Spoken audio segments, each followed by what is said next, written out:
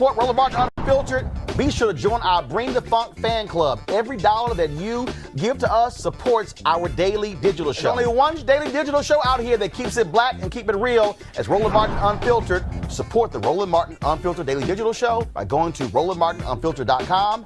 You can make this possible. Real quick before I go to a break, to see these ignoramuses from these other states stand behind Texas Attorney General, to me is crazy.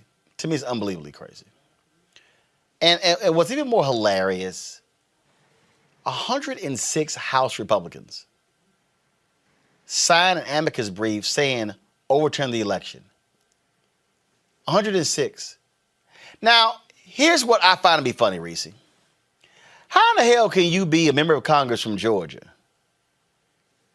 and Michigan and Pennsylvania and Ohio and say overturn the results because voting irregularities, but you won?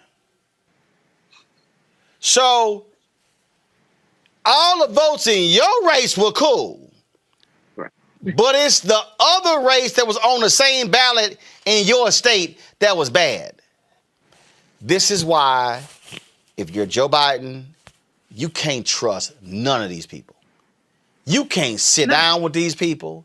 You can't take their word. These folks want to destroy democracy. They don't give a damn about the Constitution. They don't care about the rule of law. They don't care about norms and values. They have no principles. They are sick and demented, and you must treat them as such. Absolutely. And I think, though, that we have to keep in mind that even though these lawsuits are not likely to prevail, I can't imagine that the Supreme Court is going to even hear the case. I mean, it's on the docket, which, by the way, does not mean that they're saying that it has any merit or they're agreeing to hear it. It just means that it's on the docket because they have jurisdiction. But I think we do have to be very wary of the fact that these people are still in power, not so much the House Republicans, but these 18 attorney generals who have signed on to this brief to support the Texas Attorney General. These are the people and their Republican legislators that are going to be over things like redistricting. They're going to be the ones that are going to be pushing for more voter restrictions. The guy down there in Georgia, he wants to now make it such that the assembly appoints Secretary of State instead of it being an elected position. And so the Republican Party, they're not about democracy. They're about white nationalism. They're about white supremacy and white domination. And so they're willing to discard anything. And we're not out of the woods when it comes to that part. This election, it's over. It's done. Joe Biden and Kamala Harris will be inaugurated. And there's no stopping that, but we cannot take it lightly what's happening. And these people are showing their hand and they're tipping their hand. Because they did that, we were allowed to, we knew, let's get these absentee ballots in, let's drop them off instead of mail, let's vote in record numbers. But we cannot let our guard down because these people are still going to be up to this no good activity for the next 2+ years. This is real simple. Erica. This is sedition. Mm-hmm. These people are modern day Jefferson Davises. Mm-hmm. They are. I mean, but these are people that do worship the Jefferson Davises, right? And then this scenario makes me think about back in 2012, Republican governors who signed on to a lawsuit to ensure that Medicaid would not be expanded to their states. You're talking about a time when the global economy had melted down, 2008, 2009. And you're talking about in areas, Georgia, many other states, that people did, in fact, need their health care, right? But these governors banded together to make sure that people that live in those areas, particularly Black, brown, and poor people, would not have access to health care. And so this goes back to one of the things that I say, and I'm saying it because it definitely has meaning. And engaged citizenry, Reese just talked about, we can't let our guard down. We cannot let our guard down, but that the onus is not just on the people that organize and mobilize around these particular issues that impact all of us. It is also on the people on the other side of these screens to stay abreast, to know how is it that they can be empowered? How can they use their voice? How can they plug in to make sure that when they see acts like this that are happening, because Republicans are good at one thing, they don't give up. So when people were asking about where's the Tea Party, well, honey, they just evolved. They never went anywhere. They just evolved and expanded. So it is the onus is on all of us. There were 435 seats that were up in Congress for this election. There will be 435 seats that will be up in 2 more years. But people have got to be engaged now. They've got to be engaged January 2021, and they've got to be engaged January 2021, and every day thereafter. The thing here, Greg, I don't trust none of them. None of them. And look, and if you're willing to be silent in the face of this, and again, I disagree with Pat Toomey on a whole lot, but he has been blasting the attacks on voting there in Pennsylvania. And these people, no, you're not going to be able to mediate, partner, call it bipartisanship, call it being collegial. No, these are people who care nothing about tearing up and destroying the nation, all because of the bruised ego of Donald Trump because he lost. They cannot be trusted. No. And Eric is right. This is only, Trump is not the cause. Trump is a symptom of this larger problem. Again, people don't necessarily like to grapple with it, but I say it all the time. This is not a nation. It's a settler state with many different nations in it. And at key moments, it has glimpsed the possibility of peaceful coexistence. And at certain moments, usually when fighting a foreign enemy, either legitimately or not, a sense of unified identity. But it's really not a place where people imagine the thing in a common fashion. So what we're facing right now is the continuing move toward the confrontation with this very simple fact. It's very simple. See, when we hear, President-elect Biden talk about the Constitution, talking about reaching across the aisle, it's a fantasy. But the problem is that it was never a time in the history of this country when it wasn't a fantasy. And so what you have, the Republicans who will not acknowledge that Biden-Harris won are held hostage by their voters. In the 240-some year game of hot potato between the political parties, the GOP now has the hot potato. In order to win any more elections, they have to hold that potato. So they're really acting in the only way they have left to them. Finally, the question of these lawsuits to me is very encouraging. I'm encouraged by these things because what it really does is it reveals the thing that we're going to have to face sooner or later. When the Attorney General of Ohio says that you don't have original jurisdiction, the Attorney General of Georgia, Republicans, say you don't have original jurisdiction, they're bringing up a point of law. Texas doesn't have original jurisdiction. The Supreme Court really was set up in some ways, and I was reminded this by a brilliant lawyer and law professor who was telling me this today. The Supreme Court was really set up to mediate disputes between the states. So original jurisdiction for the Supreme Court, meaning that's where you go to file the case originally, their jurisdiction comes when there are conflicts between the states. This is not a case of original jurisdiction. They have appellate jurisdiction when it comes to disputes on elections because its disputes on elections go through the state courts. So Texas doesn't have standing to file this. I'm very much looking forward to seeing what the court does. Yep. If they issue a ruling or an opinion that's longer than a paragraph, they have revealed yet another layer to the fiction that is the United States structure, which is you're willing to even entertain this on the merits. I am really looking forward to seeing what happens because some of those amicus finally that were filed today include friends of Clarence Thomas, Danford, friends of Alito, Christine Todd Whitman signed on. I'm reading through some of the amicus language, and I'm fascinated about the fact that these people are willing to throw away the entire concept of America, or better yet, willing to reveal that was always fictional. It's only what human beings agree to and consent to together that makes a thing real. This is all words on paper until enough people agree to make it real. It's time to be smart. When we control our institutions, we win. This is the most important news show on television of any racial background. Y'all put $2, $3, $4, $5, $10, $15, $20, $30 on this and keep this going. What you've done, Roland, since this crisis came out in full bloom, Anybody watching this, tell your friends. Go back and look at the last 2 weeks, especially of Roland Martin Unfiltered. I mean, hell, go back and look at the last 2 days. You've had sitting United States senators today, Klobuchar and Harris. Whatever you have, you can bring to Roland Martin Unfiltered to support it. Please do, because this information may literally save your life. Watch Roland Martin Unfiltered daily at 6 p.m. Eastern on YouTube, Facebook, or Periscope, or go to RolandMartinUnfiltered.com. Support the Roland Martin Unfiltered Daily Digital Show by going to RolandMartinUnfiltered.com. Our goal is to get 20,000 of our fans contributing $50 each for the whole year. You can make this possible. RolandMartinUnfiltered.com. You want to support Roland Martin Unfiltered? Be sure to join our Bring the Funk fan club. Every dollar that you give to us supports our daily digital show. There's only one daily digital show out here that keeps it black and keep it real as Roland Martin Unfiltered. Support the Roland Martin Unfiltered Daily Digital Show by going to RolandMartinUnfiltered.com. You can make this possible. Jim, I want to ask you this here. About this particular race here between Loeffler and Warnock. It is about turnout. But what you have here, Jim, though, is you have Kelly Loeffler, who's saying I'm an outsider, who is viciously attacking Black Lives Matter, who is rolling with this whole notion, the polar whites of the world, saying they are a terrorist organization.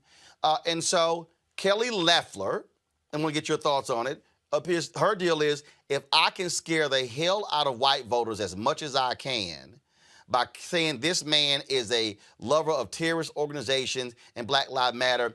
But you noted in your column when she visited Ebenezer in January. So was he a terrorist then? That's a good question, isn't it? Yeah, she was there on MLK Day. That was kind of her public debut as a U.S. senator, because she had just been sworn in a couple of weeks earlier, and she had kept a lid on her public announcements.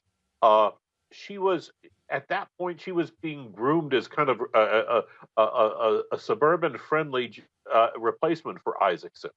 And Isaacson had cultivated this interesting relationship with Warnock. I mean, he had been at MLK ceremonies for the last 25 years.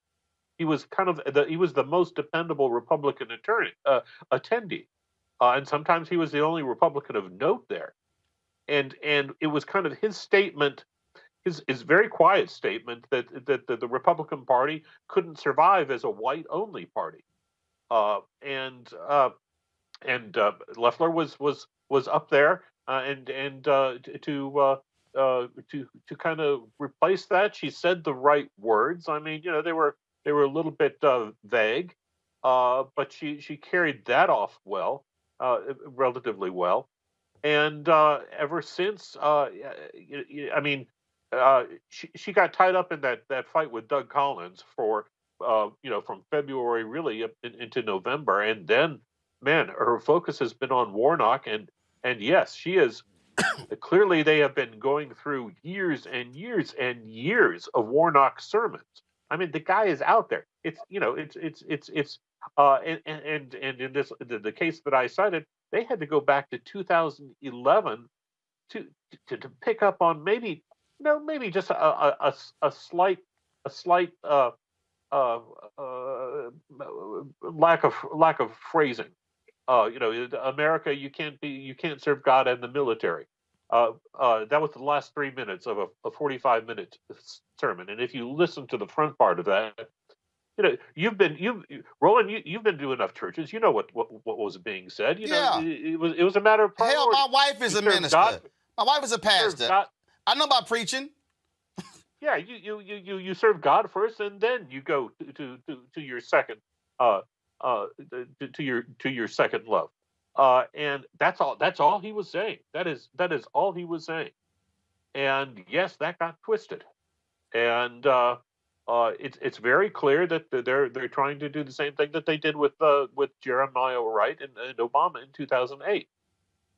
And but to your point, what's happening here is that you've got both Ossoff and Warnock running as a team. They're running as a ticket. Perdue and Loeffler are running as a ticket, and clearly what they have decided is that Warnock is the man to attack, because if black voters turn out for him in heavy numbers, they're in trouble. Well, I really hope they are going to be in trouble. Jim Galloway, very good column there in Land Journal Constitution. We appreciate it. Thanks a bunch. Thank you, sir. Thank you very much. This Robert, I want to pull you in here. You're there in Georgia. Look, it's going to be a turnout deal. Again, they want to demonize Warnock as much as possible. They want to tag him with defund the police. They want to tag him with Black Lives Matter. But the bottom line is here. Are you seeing black people extremely energized? Are you seeing those suburban areas energized? And then you've got these stuck on stupid Republicans, what they're doing. They're at the news conference today talking about stop the steal. They making all the allegations in a second. I'm about to play this video of the Georgia election official going off on Republicans, sowing seeds of discontent in the state. Well, you're absolutely right, Roland. And what you have to realize what's going on here in Georgia, the reason that they are attacking Warnock like this is because they are afraid for their lives. Kelly Loeffler has no resume. She has nothing to fall back on. She was running a commercial right now for our friend Janelle in it, talking about how she lived paycheck to paycheck to get through college, when in reality, her family leveraged their farm to pay her way through college and grad school. She worked for a job for about 3 years and then married the CEO. He bought her a basketball team and he bought her a Senate seat. That is the extent of what we know about Kelly Loeffler here in Georgia, and that's why they have to attack Warnock in this way. This morning, Rainbow Push Coalition, along with Latasha Brown, Black Voters Matter, C.K. Hoffler, the National Bar Association journalist Greg Palast, filed a lawsuit. Our local counsel, Gerald Griggs, demanding that they return the 200,000 names to the election, to the rolls that were purged by Secretary of State Raffensperger, so that we can have a free and fair election in January. If you return 200,000 people to the voting rolls and you get the normal 10% of turnout that you get in a general election, that's enough to sway the election one way or the other. So Republicans have been running on a campaign of voter suppression in Georgia for over 20 years, whether that's the poll tax that they disguised as voter ID 20 years ago, whether it's gerrymandering and redistricting in 2010, the Diebold machines, which were in use in Georgia from 2000 till the last election cycle. And what we're seeing now is that by motivating the 35% of the state that's African American, the 12% of the state that's Latino, the 52% of the state that's women, the LGBTQ population, our college student population, you have the ability to flip the state permanently. Demographically, they have been a blue state for 20 years. It's been voter suppression that's kept that from happening in the actual voter turnout. And what we saw in 2018 was when Stacey Abrams ran a bold, progressive campaign, not a Jason Carter campaign, not a Michelle Nunn campaign, where you just tried to get those old Reagan Republicans who used to be Democrats 40 years ago to come back, but really tried to motivate people who were in part of the progressive base to turn out. We saw that she nearly won that election. That went a long way to flipping the state. So we have to keep motivating those people, fight for voting rights, fight to get people back on the rolls, and that's how you win elections, not by trying to cajole former Confederates to come back to the Democratic Party. Yeah, Roland, my colleague is absolutely right, but that only works, we've seen from 2018 and 2020, is when the coalition that he just described gets to the polls and votes in huge numbers. The Republicans can't win without voter suppression. They can't win without scaring their voters. The only way they can motivate their base to get out is to suppress the Democratic base and the people of color base and the suburban women base, because there are not enough Republican votes who follow their unfriendly policies or offensive policies. And so you're right. In the end, it's about getting your base out to vote. But the only way the Republicans can do that is to scare them and to suppress the Democratic votes, or to throw people off the voting rolls and what have you. So the playbook, we've seen it over and over again. The question for January 5th is, can the Democratic base, can Black folks get out and Latinos and women get out in major numbers again? Because that's the only way you find yourself with a true blue state called Georgia. It's the only way. And it's a heavy lift that we've done once, but can we do it again? Well, again, and that's why I dare say, if you're trying to get black people out, You ain't got no problem with defund the police, Monique. Most black people don't even agree with defunding the police. I'm sorry. Show They me. don't. I'm sorry. We Show me. still call the Based, police. hold up. Based upon We what? want the police No. there to Stop. protect us. Stop. Based We upon just what? want them to be Stop. better. Based upon what? Show me proof. Show you proof of what? I'll Show me proof. you data. Show me the data. What's the polling data? That black people, What's the polling data? Community don't want you to defund the police. They want the police to be better. They want the police to have What poll is enough that? funding. What poll is that? They want to put money into mental health. What poll is that? Reduce the police in your What community. poll is that, That's Scott? too complicated. Scott, what poll is that? Scott, what poll is that? Reprogram Scott, funds. what poll is that? It's a dumb statement. Scott, what poll is that? Well, the Washington Post poll, the Pew Trust, look it up. All of them say that the majority of people of color do not want the police to be defunded. They want the police to be better in their communities. Monique, go. Yeah. Yeah, but I noticed you didn't really cite exactly the poll. You just threw some names out. But go ahead, Monique. Hold on. Nice try. But you're like, oh, look it up. Go ahead, Monique. Oh, my goodness. Oh, my goodness. Roland, are you going to act like you don't know that black people in poor communities want the police, that they are the ones who call the police more than anybody else? Duh. That they want. Hold up. That wasn't the question I asked. No, stop. That wasn't the question I asked. Yeah, I'm speaking. No. If you're gonna say something, if you're gonna say I said something, be factual. Go ahead. A whole lot of male energy. First of all, this ain't male energy or female energy. It's called energy. Speaking. No, if you're gonna say something, back it up. Go. Let's just have manners. Go. What Scott I was got saying manners. Was absolutely correct, right? That it is black people in poor communities who want more police presence rather than less. It is people who don't need black police presence in their communities, who don't ever see the police, who, if they see the police, it's an I'm aware of that, but I'm aware of that, but that's not what I asked. See, here you go. No, but if you actually answer the question I asked, as opposed to trying to deflect, answer the question I asked.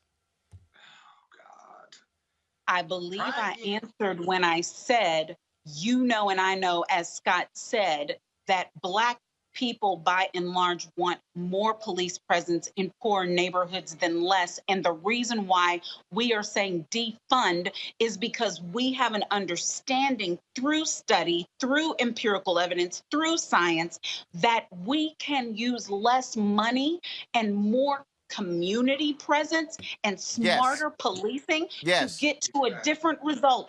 All I am saying, and I agree with my brother Scott, which this is like 2 weeks in a row, and I'm impressed with myself, is in Georgia,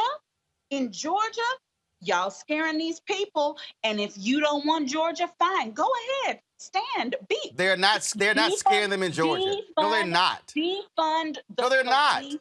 No, they're not. The police off. You know what? They're not scaring them in Georgia. They're not. You know Georgia. Listen. They're not. The people, the good white folks who you want, they don't want this. And if you think that just black people can vote and we can win in Georgia, then I got a bridge in Georgia that I can sell you. It's on Lake Kono. And here's the whole deal, Robert. There are white people who are also turning out who have enough sense to not fall for the Republican okie doke, who understand when people say, don't you dare try to say reclaim your time when you want to talk now. I'm reclaiming Here's the my whole time. deal, Robert. People are smart enough to know when people have said defund the police, they mean shifting of resources. They mean like in San Francisco, as opposed to sending the cops out when there's a mental call, they send out mental health professionals. Those who advocate defund the police have explained what it means. The opposition simply does not want to hear that. Robert, final word. They are not smart. Robert, final word. Robert, final word. Robert, final word. Then I'm about to talk about Georgia, the election official going off next. I think when we're talking about winning Georgia being the most important thing in politics right now, you have to dance with who brought you here. It was a bold, progressive agenda. It was turning out young people, turning out African Americans, turning out minorities, turning out liberal whites, turning out people who are against the idea of Kelly Loeffler and David Perdue and Donald Trump. And I think you can't change your messaging now. Fight through, push through, and that's how you win. Go with the one who brung you. That's all I'm saying. And here to all the Democrats out there who run in purple districts, maybe you should run some better races and not allow yourself to be branded. Maybe because your messaging was whack. Folks, back to our Roland Martin Unfiltered video in just It's time to be smart. When we control our institutions, we win. This is the most important news show on television of any racial background. Y'all put $2, $3, $4, $5, $10, $15, $20, $30 on this and keep this going. What you've done, Roland, since this crisis came out in full bloom. Anybody watching this, tell your friends. Go back and look at the last 2 weeks, especially of Roland Martin Unfiltered. I mean, hell, go back and look at the last 2 days. You've had sitting United States senators today, Klobuchar and Harris. Whatever you have you can bring to Roland Martin Unfiltered to support it, please do, because this information may literally save your life. Watch Roland Martin Unfiltered daily at 6 p.m. Eastern on YouTube, Facebook, or Periscope, or go to RolandMartinUnfiltered.com. Support the Roland Martin Unfiltered Daily Digital Show by going to RolandMartinUnfiltered.com. Our goal is to get 20,000 of our fans contributing $50 each for the whole year. You can make this possible. RolandMartinUnfiltered.com. You want to support Roland Martin Unfiltered? Be sure to join our Bring the Funk fan club. Every dollar that you give to us supports our daily digital show. There's only one daily digital show out here that keeps it black and keep it real. As Roland Martin Unfiltered. Support the Roland Martin Unfiltered Daily Digital Show by going to RolandMartinUnfiltered.com. You can make this possible. Absolutely. All right, folks, the breaking news. The idiotic lawsuit filed by the dumbass Attorney General in Texas, Ken Paxton, signed on by 17 other attorneys generals in these red states, signed on by 126 dumbass Republicans in the House of Representatives, has been completely rejected by the U.S. Supreme Court. Go to my iPad, please. Texas versus Pennsylvania. The state of Texas's motion for leave to file a bill of complaint is denied for lack of standing under Article 3 of the Constitution. Texas has not demonstrated a judicially cognizable interest in the manner in which another state conducts its elections. All other pending motions are dismissed as moot. Statement of Justice Alito, with whom Justice Thomas joins. In my view, we do not have discretion to deny the filing of a bill of complaint in a case that falls within our original jurisdiction. See Arizona versus California, 589. I would therefore, now, here's the deal. Now you got, I think this is Clarence Thomas. Let's see. Well, these two, first of all, it says here, I would therefore grant the motion to file the bill of complaint, but would not grant other relief, and I express no view on any other issue. Robert Patillo, as attorney, joins us right now. Robert, first of all, what the hell does that mean? Explain to the folk who not lawyers. Okay, well, the simplest way to explain it is, so Justice Alito and Justice Thomas dissented from the majority opinion, which was an unsigned opinion. So the court ruled, so 7 of the justices ruled that the state of Texas does not have standing, as in they do not have the ability, they do not have the right, they are not a complainant to file a suit against these other states based upon their internal state electoral processes.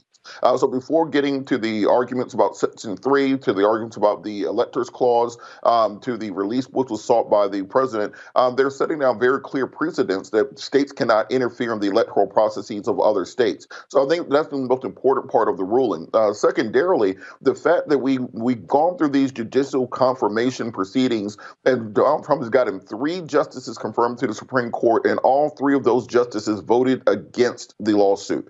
Amy Coney Bryant, Kavanaugh, Gorsuch joined John Roberts in the majority opinion, though it's unauthored. And the fact there's only a paragraph that they released shows just how slight of a legal basis or no lack of legal basis there was for this to go forward. Basically, the Supreme Court just said, Trump and all y'all Republicans who wants to overturn this here, kiss our collective ass.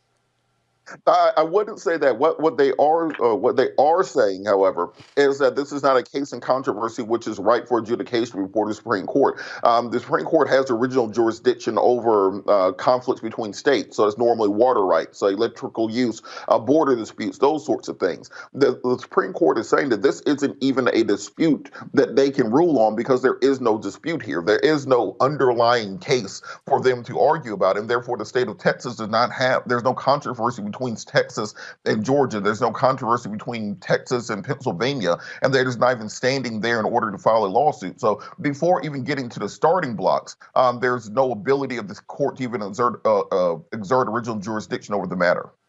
Here's what I love, the line. Y'all, go back to my iPad, please. I love this one right here. Texas has not demonstrated a judicially cognizable interest in the manner in which another state conducts its elections. Basically, what they're saying is, what the hell y'all talking about?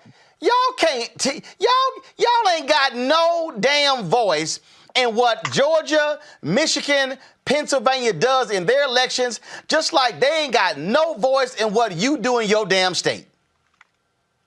You're absolutely right about that. Remember, it's prescribed by the Constitution that states set their own electoral processes. This is why you can have 5 states where they do mail-in voting for the last 30 years. You have other states where you have very different rules. Part of the Texas lawsuit which made the least amount of sense was this concept or this argument they were trying to put forward that because there are differences in electoral processes county to county in each state, therefore that would mean that the case could be completely overturned if another state did not like the electoral process in your state. And then the relief that was sought by the Texas AG is the most hilarious part, because they wanted to send the election back to the state legislatures in those states. So not even for the voters to have a say in it, but for the state legislature to overturn the will of the voter and appoint their own electors. And then the idea being in a state like Georgia, where you have a constitutional majority for Republicans in the House and the Senate and the governor's mansion, that they would just appoint Republican electors to vote for Trump, thereby effectively overturning the election. What the Supreme Court has done is set down clear precedents that they are not going to be used as a political tool, even if you did appoint 3 of the justices on the court, and even if you do have a 6-3 conservative majority, they're not going to be used as a tool of any political party to settle these disputes. So we may have a far more fair court than we expected coming out of this. And President Trump clearly anticipated this when he rushed through his judicial nominees, because he thought that this is how it will be decided and they will vote in his favor. Basically, they also said, Trump, your ass lost the election for the 100th time. I think, Joe Biden has won this election more times than I think any president in American history. We've had recounts, we've had close votes.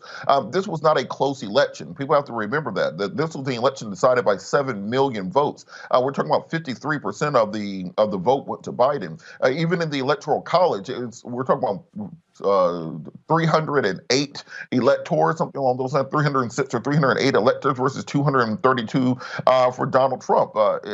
Simply put, there is no way to read this other than as a landslide victory for Joe Biden.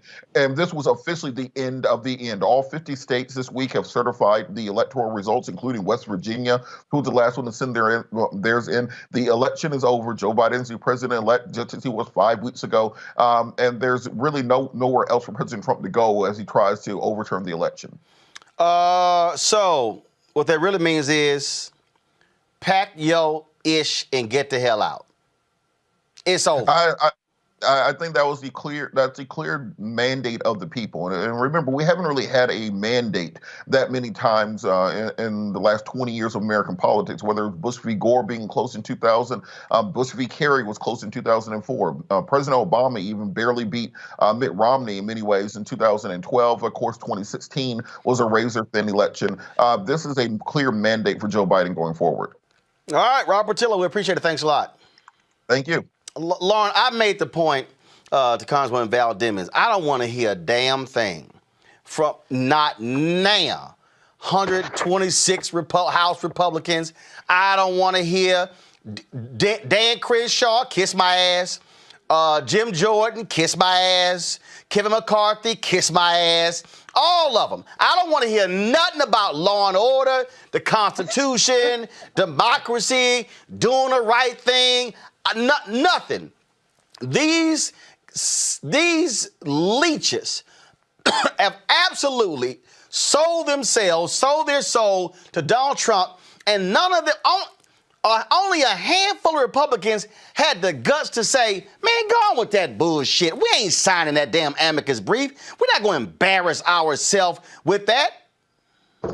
Yeah, and we have to pay really close attention to who signed on, the 126 House Republicans, the 18 attorney generals around the country, because anyone who signed on to this is into the realm of treason. This is into the realm of defying your oath with regard to the Constitution. I mean, basically what has happened here is because of the election of Barack Obama, there is a segment of the Republican Party who has decided to basically ignore reality. And they're ignoring reality because they are the cult of one thing, which is being in control and being in power. Donald Trump has become their cult leader, and they have decided to ignore details, ignore facts, ignore the truth, and now ignore the Constitution. They tried to overthrow an election. I mean, that's what this is. And we need to take very clear focus on the 126 people serving in the U.S. House that were a part of this, and the attorney generals that were a part of this around this country. The election is going to be officially certified in 3 days. There's nothing that's going to stop that. And yet they still did this, and why? To impress Donald Trump and I guess his followers who are their constituents, I guess.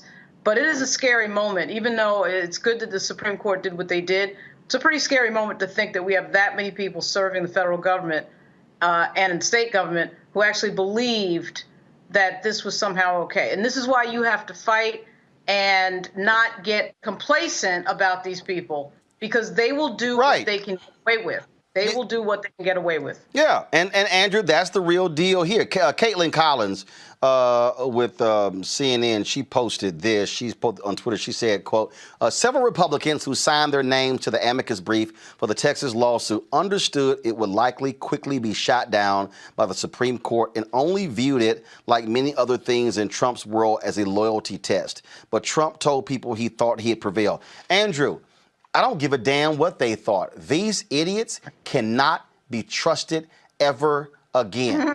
Ever again. Roland, you're right. I mean, all this talk of democracy, the will of the voters, the will of the people. I mean, this is painful to see. I think that, there's a lot of these, 127 House Republicans and attorneys generals that signed on to this have lost so much credibility. In another country, in another world, we would call this a coup. I think a lot of Republicans really need to ask themselves, are you more loyal to this president or maybe the job you may have later or the people who elected you? And there's just a lot of lost credibility on this. It doesn't make any sense. Put me in the camp with Jeb Bush and everyone else that says that this is crazy and killed on arrival and shouldn't be what the party stands for. It's absolutely insane. And if the shoe were on the other foot and Democrats were doing this, I mean, you already know what the response. Oh, of course, Amisha, go to my iPad, y'all. This is the list. This is the list. Actually, this is only 106. 20 more idiots added their name to this list. Then you throw in the 18 attorneys generals. Then you throw in the other people out there, this other group, Eric Erickson, big time right-wing conservative. There was this other group who posted that idiot evangelical Tony Perkins and others. He said, there are many friends of mine on this list. They're embarrassing themselves. Oh, absolutely. And it's interesting to hear some conservatives say it, but I think that we somewhat miss a point with assuming that these people either don't know what they're doing or that they don't understand what's at stake here. Oh, they know.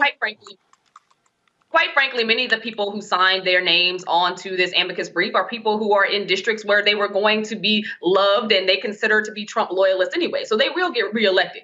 The most important and the most vital thing here is that there has been, and I don't think is going to turn back, there is an ultimate shift in the Republican Party. You have a handful of people who are stalwart Republicans, who are Reagan-era Republicans, who are, common sense Bush-era Republicans, and you have a whole hell of a lot of people who are Trump Republicans. And that just is what it is. They've seen the rallies, they've seen the level of esteem, they've seen the level of following, they've seen the hellified strong levels of fundraising dollars that he has had during this shakedown and this scam, and they are excited by it. They know that the lid has come out and you can't put these people back in the box. At the end of the day, this is where America is right now. Regardless of the fact that we have this new coming of Biden and Kamala Harris, you still have a lot of people who are, hook, line, and sinker in on Trump rhetoric, Trump policies, and the understanding that he's not going to go away anytime too soon. And I think that what we have here are elected officials who have R's in front of their name, who are so vested in Trumpism that they're going to keep it going no matter what. In fact, absolutely. Fanning the flames on misinformation. Remember all the rallies and the number of people who caught COVID at these rallies and died. They're still having holiday parties. It's a cognitive dissonance between, one part of the country is trying to battle the coronavirus and the other part of the country is throwing parties. Like, I don't understand in what world where that makes sense. You can say that you're. And here's the deal, this Conservative Action Project. Conservatives call on state legislators to appoint new electors in accordance with the Constitution. Y'all, I want everybody to see this here. This is what these idiots wrote, and I want y'all to look at the names.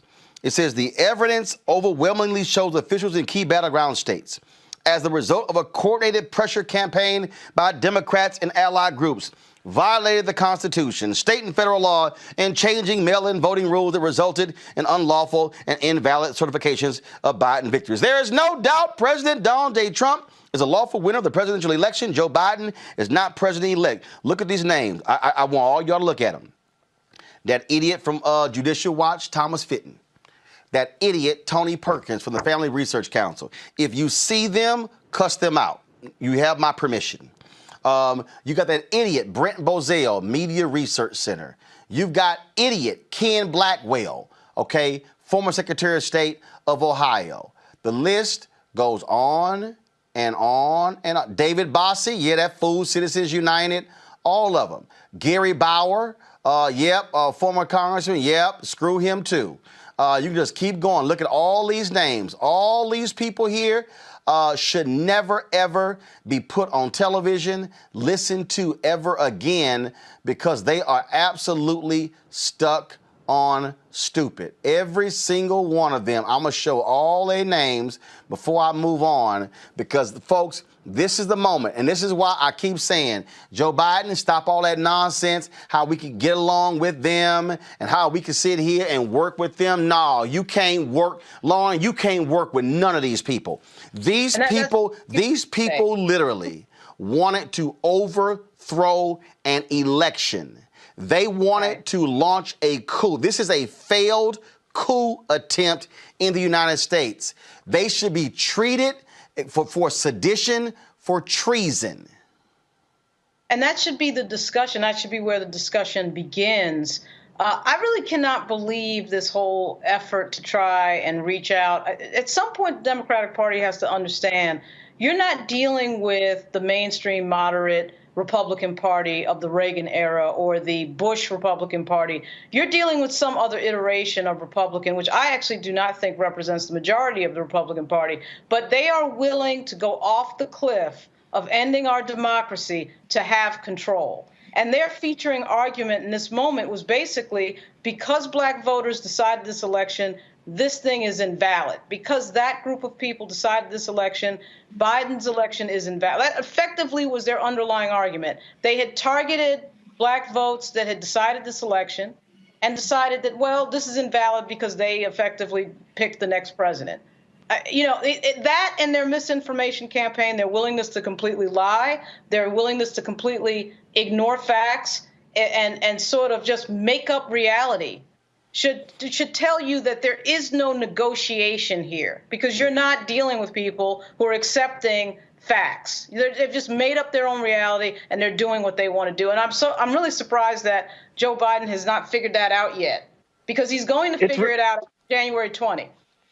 It's really fascinating, Roland. I mean, when Republicans are in charge, it's hit the gas full steam ahead on, everything from Supreme Court justices to the federal courts. And now that Biden and Kamala Harris are going to be in the White House, it's like, well, we need to get more moderate agency directors and cabinet officials. And, certain people might not be palatable to the Republican Party, which I find fascinating because how many Democrats, served in the Trump administration, and how many Democrats, partnered with Trump on anything. Trump wasn't trying to build a coalition that looked like the country. So it's really interesting, some of the picks that Biden has. And I think they're very, very moderate voices, or people that are tested when there could have been other people that were kind of coming through the ranks that might have been more effective.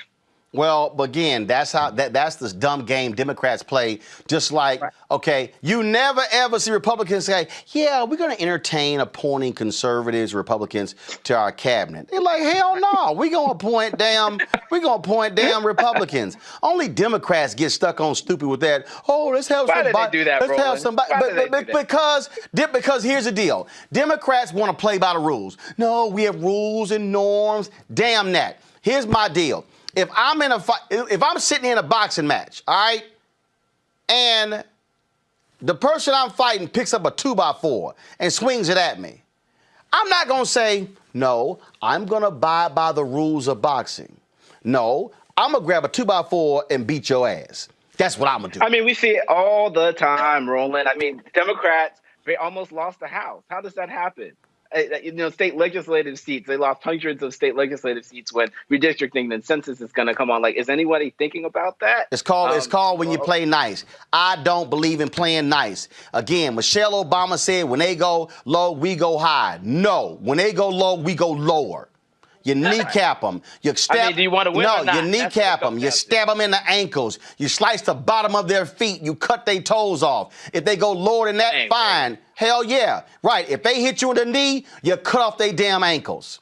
If they go after your ankles, you slice their feet. You go lower and lower. You need to consult the DNC and the D-Trip so they can get it together. They're not even on the level of the ordinary rules. These are people who are talking outside of our democracy. They're ignoring the Constitution at this point. So and you treat them accordingly. That's what you do. I agree. Those are people you can't necessarily work with. There are, and you said not necessarily. You said, Amisha, you said not necessarily. No, you can't work with them. We're at a point where conservatives are eating their own. We're watching that happen live, where you have state elected officials going against county elected officials, and this huge break between those who are Trumpisms and those who are not. And I think that for Joe Biden, this is a difficult space to play in. One, because there's still a high level of control from conservatives. So let's not pretend like there's a supermajority on the Hill of Democrats right now. There is not. There were some significant losses from the Democratic Party when it came to those congressional seats. We're still waiting up to see what's going to happen with those two seats in Georgia for the Senate. There are some things that Democrats have to understand, because we don't necessarily have the same type of playing game that Donald Trump did coming in 2016. He did have a lot more conservatives on his side and conservative control. We're not necessarily seeing that as Democrats right now. And I think that part of that is the fact that Democrats haven't taken the bull by the horns. They have not been able to, by and large, adapt to some of the more progressive tones because of a fear that they would isolate certain white voters, which I think was an erroneous fear at best. But I do believe that, for Joe Biden, that this may be somewhat of a challenge, because he is very used to reaching across the aisle and trying to build those bridges, when right now, hell, those bridges are blown up. That world's gone. I'm telling you right now, look, how many of y'all seen the movie The Equalizer, Equalizer 1 and 2? No. Y'all seen The Equalizer? I haven't. I'll check it, though. Lauren, you ain't seen The Equalizer? The hell wrong with you? Yeah, I haven't seen it. The hell wrong with you? Seen it. Denzel Washington, Antoine Fuqua directed. This is one of his signature moves in there. When he get ready to kill people, he click his timer and see how fast he can kill everybody in the room. If I'm Joe Biden, come January 20th, I'm gonna do this here. Click. Right. Then I'm gonna sit here and take everybody out. And what I love about Denzel in that movie, he take folks out and then he look at them. He take them out and then he look at them. That's what Democrats got to do. Okay? You are going up against pure evil. You are going up against people who are sick and demented, who do not believe in the rule of law. You must treat them accordingly. You cannot treat them with niceness. You cannot treat them with kindness. You cannot invite them over for tea and crumpets. You cannot say, come on by for coffee and drinks. What you must do is obliterate them. You must destroy them. You must rip their hearts out. You must steal. No, Andrew, because guess what? That's exactly what Mitch McConnell did to Obama when he only moved eight federal judges in 2016, when he blocked Merrick Garland for 10 months. They don't give a damn about anything. And I'm saying, Democrats, damn this, let's return to normalcy. No, that day is gone. It's time. What did I say 3 years ago? And what did I say this year? This means war. Back to our Roland Martin Unfiltered video. It's time to be smart. When we control our institutions, we win. This is the most important news show on television of any racial background. Y'all put $2, $3, $4, $5, $10, $15, $20, $30 on this and keep this going. What you've done, Roland, since this crisis came out in full bloom. Anybody watching this, tell your friends. Go back and look at the last 2 weeks, especially of Roland Martin Unfiltered. I mean, hell, go back and look at the last 2 days. You've had sitting United States senators today, Klobuchar and Harris. Whatever you have that you can bring to Roland Martin Unfiltered to support it, please do, because this information may literally save your life. Watch Roland Martin Unfiltered daily at 6 p.m. Eastern on YouTube, Facebook, or Periscope, or go to RolandMartinUnfiltered.com. Support the Roland Martin Unfiltered Daily Digital Show by going to RolandMartinUnfiltered.com. Our goal is to get 20,000 of our fans contributing $50 each for the whole year. You can make this possible. RolandMartinUnfiltered.com. You want to support Roland Martin Unfiltered? Be sure to join our Bring the Funk fan club. Every dollar that you give to us supports our daily digital show. There's only one daily digital show out here that keeps it black and keep it real. As Roland Martin Unfiltered. Support the Roland Martin Unfiltered Daily Digital Show by going to RolandMartinUnfiltered.com. You can make this possible. Crazy, deranged, demented, sadistic, evil Republicans have been targeting officials in Michigan. Well, one legislator in Michigan had enough, and she posted this on Facebook. So this is just a warning to you Trumpers. Man, roll it. Walk lightly. We ain't playing with you. Enough of the shenanigans. Enough is enough. And for those of you who are soldiers, you know how to do it. Do it right. Be in order. Make them pay. Well, that did not sit well with folks in Michigan. State Representative Cynthia Johnson has been stripped of her committee assignments, which include her position on the House Oversight Committee after posting that video to Facebook. She joins us right now. First and foremost, what did your fellow colleagues say? Did they say that you were calling on folks to be killed? What did they say in stripping you of your assignments? Well, thank you, first of all, for inviting us onto your show. I never received a phone call from the Republican Speaker of the House or in regards to why they were stripping me from my committees. In essence, they pretty much said I talk too much and I should apologize. Are you? Hell no. And why are you not going to apologize? I'm not going to apologize. I'm not a slave. Our people are not slaves. We belong. I'm not going to apologize because those words that I used, I meant them. And I just don't understand, why are we still here? I know why we're still here. Why are we still talking about this when the elections have already been certified? Mm-hmm. You know, this is about Trump. He needs to be tried with treason. I mean, we have so many things that we have to do. I can't even really help my constituents. I have people reaching out to our office needing stimulus dollars. I have people who are homeless. There's one resident of mine who was about to be evicted.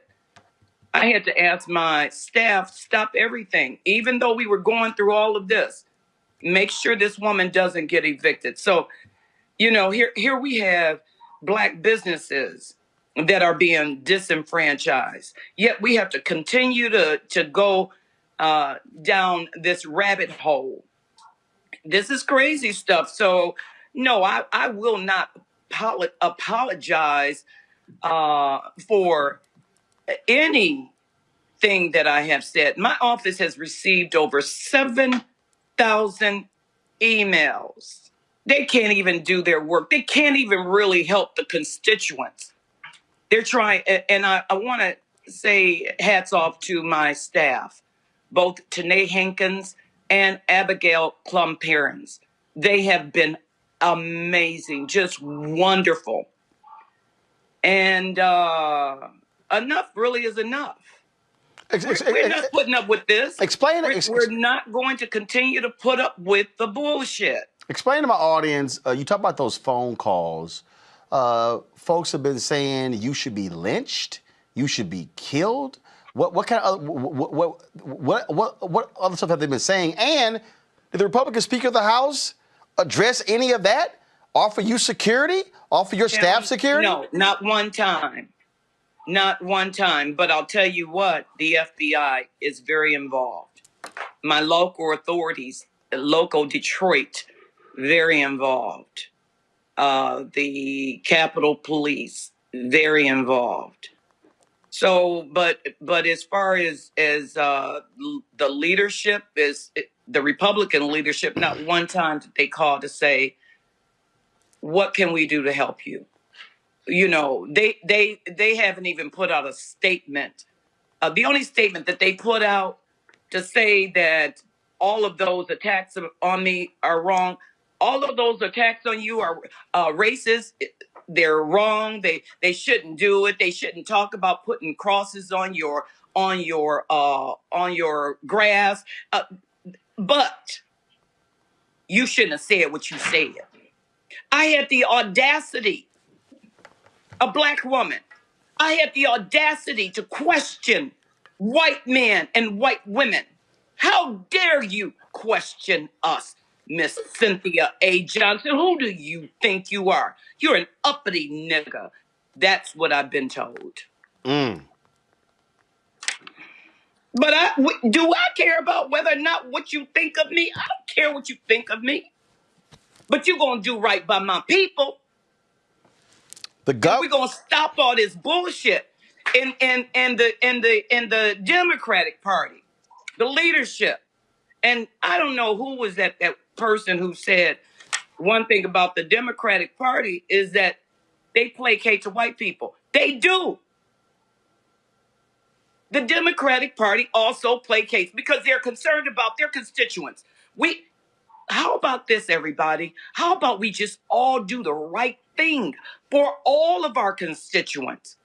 How about if we put out how about we just take a stance against wrong? How about that? How about we just take a stance against domestic terrorism and domestic violence? Because this situation right here is very much like a domestic violence situation. How a woman, she says something and her husband or boyfriend doesn't like it. He choke her and then say, you made me do it. Well, no, I'm not shutting up. And I'm just asking all of us to take pause. Take pause. We've got to work together. If we have never, ever worked together, this is one thing that we can universally work together on. And if I hear one more Black person tell me, well, you shouldn't have said that. You don't dictate to I don't have any control over how you think. My words may hurt you, or how if you are not sure about what the words are, why don't you ask me? But I didn't even find out until what? 2 days ago, 2:00 in the morning. I didn't even find out why these people were losing their damn minds. I didn't realize that that video that I had done was cut up and edited and added that we were after white people. This is crazy stuff. But you know, who are we dealing with? We're dealing with the same people who are who's listening to a president who have had babies snatched away from their parents. Some children right now, I bet you, we don't even know where they are. We have a president who have literally abducted children from their parents. Here's a man who will lie on 30,000 times a day, a minute maybe. But we have work to do, and this is not new. We all here, we know this is not new, but now we have the opportunity. We have the opportunity to come together and work collectively. And I am encouraging all of us to let's just work together with each other. I think I meant to say, well, no, I'm done with that. Where are you? I can't even see your face. Oh, I'm in my studio. So you must be joining us. I can't even see you. Yeah, you must be joining us via FaceTime. Yeah, Yeah. So what we have is we have you routed through our control room. So yeah, you can't see me, but trust me, the audience can see you. They can see the both of us. So we're all good. So, okay. Well, look, we certainly appreciate you joining us. Keep giving them hell. Keep representing the constituents, and of course, and we'll keep doing what we're doing. That's been unapologetically black every single day. Thank you. Thank you so much for having me. I love y'all. I appreciate it. Thank you so very much. Back to our Roland Martin Unfiltered video. It's time to be smart. When we control our institutions, we win. This is the most important news show on television of any racial background. Y'all put $2, $3, $4, $5, $10, $15, $20, $30 on this and keep this going. What you've done, Roland, since this crisis came out in full bloom. Anybody watching this, tell your friends. Go back and look at the last 2 weeks, especially of Roland Martin Unfiltered. I mean, hell, go back and look at the last 2 days. You've had sitting United States senators today, Klobuchar and Harris. Whatever you have that you can bring to Roland Martin Unfiltered to support it, please do, because this information may literally save your life. Watch Roland Martin Unfiltered daily at 6 p.m. Eastern on YouTube, Facebook, or Periscope, or go to RolandMartinUnfiltered.com. Support the Roland Martin Unfiltered Daily Digital Show by going to RolandMartinUnfiltered.com. Our goal is to get 20,000 of our fans contributing $50 each for the whole year. You can make this possible. RolandMartinUnfiltered.com. You want to support Roland Martin Unfiltered? Be sure to join our Bring the Funk fan club. Every dollar that you give to us supports our daily digital show. There's only one daily digital show out here that keeps it black and keep it real. As Roland Martin Unfiltered. Support the Roland Martin Unfiltered Daily Digital Show by going to RolandMartinUnfiltered.com. You can make this possible. News was made yesterday when MSNBC announced that Rashida Jones is going to be the new president of MSNBC. She is going to be replacing Phil Griffin, who has spent 25 years at the network. The decision to name her president means that she becomes the first African-American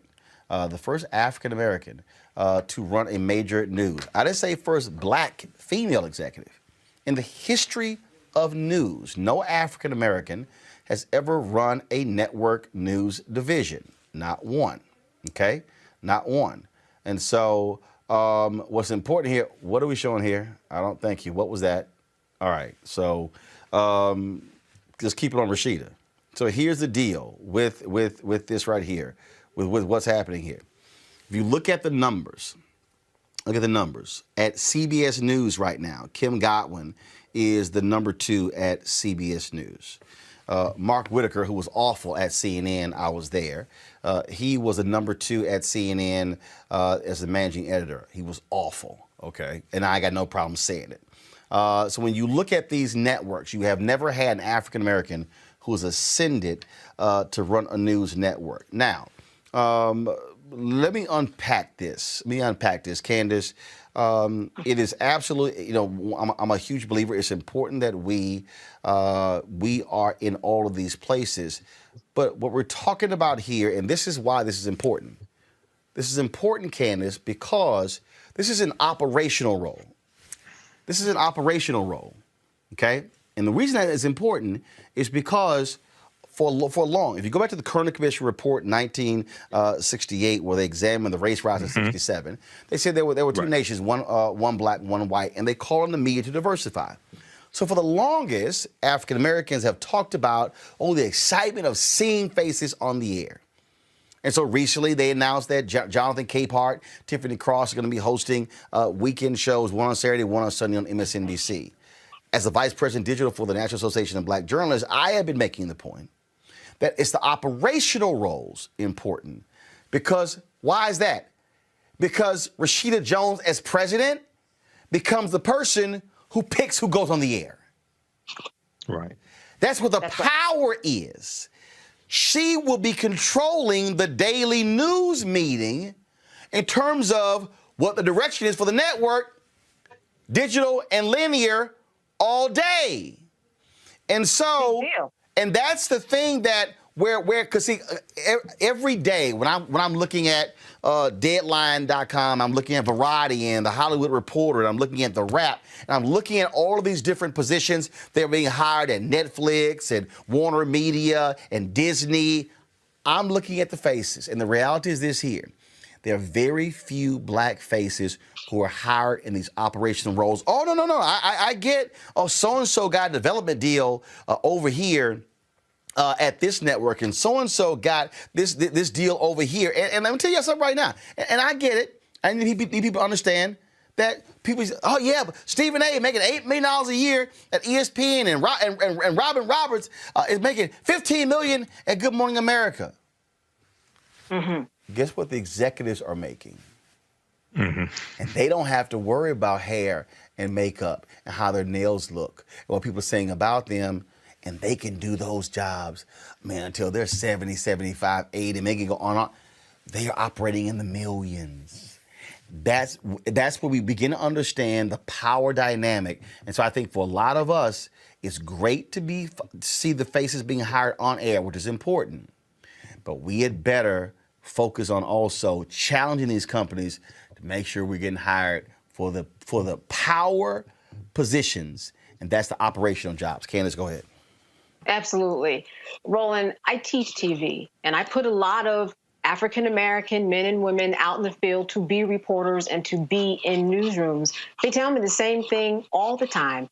I am the O&O in my newsroom, or one of two. By O&O, I mean one and only. So, and generally along my career, that has been the case, that you look up, you're the only one kind of really having the opportunity to advocate to say what goes in the news. Because once something goes in the news, then it becomes part of people's conversation. Then they see it as important. This is a connecting the dots, just like you were saying. If they see it as important, then they're going to, put it on the top of their agenda in terms of what we need to vote upon or what makes, what's right, what's wrong. If people are talking about it, then it's going to be on somebody's agenda. So we need people at the table. And you're right. This is very important because she is going to be making decisions about who goes on air. I think that we've started to see the changes already, as you've seen, because not only are they on air, but as you know, as being the host of a show, you also make decisions. You're at the table. You're coming up with the rundown to say, this stays, this goes at the top of the show. What type of guest do I want? I'd like to have more diversity. We need somebody who's Latino. We need somebody who's Native American. We need all of these things. So this is a big deal and a long time coming. And just like any other position that somebody gets that's big who's African American, we're going to start seeing people change their views about how they see people in the newsroom in roles of power, because they are just not there. This is the thing, frankly, Michael, when we talk about, again, I'm going back to Black power. Yes. Black power. It's understanding in how it's being used in leverage. The point that Candace just made, I am not just the host of the show. I'm the managing editor of the show. That was the case when I was at TV One as well, which meant I had final say-so on the editorial content of the show. That is the key. Who controls the narrative? What stories are now being emphasized over other stories? What now becomes the messaging? Where we begin to shift resources? What parts of the country do we go to? All of those things matter, and it matters who is sitting in the position, because historically in media, the reality, just like in corporate America, white men are in control of media in America. Well, this is extremely important, brother. And, I talk about how power is the ability to define and shape reality and have other people accept your definition of reality as if it were their own, as Dr. Wade Nobles teaches us. So when we deal with media, and I have a background in media, this influences the conversation. This influences what people are talking about, what they're reading. When you have control over content like this at MSNBC, this influences the snippets, the video clips that show up on Facebook and YouTube and Twitter, things like this. Articles are then written about this as well. This is an opportunity for us to get more of our issues pushed out nationally that influence legislation, that influence policies, et cetera. But it's also important for us to understand we African Americans pay for these positions, because these positions because advertisers, corporations advertise with MSNBC. They take that money and then pay these people for these positions. Well, a lot of these corporations get money from African Americans. So we also have to understand this on this other side is leveraging our economics to push harder for these various positions, not just at MSNBC, but at CNN and things like that as well, because we pay for them also. And this helps us in addition to African-American-owned media. We need that. So I'm not knocking African-American-owned media. I want people to understand me on this. We need both.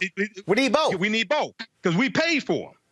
We pay for those positions also. So this is extremely important. So Rena, and again, what I'm looking for people to understand on this is looking for them to understand how you must see this whole deal.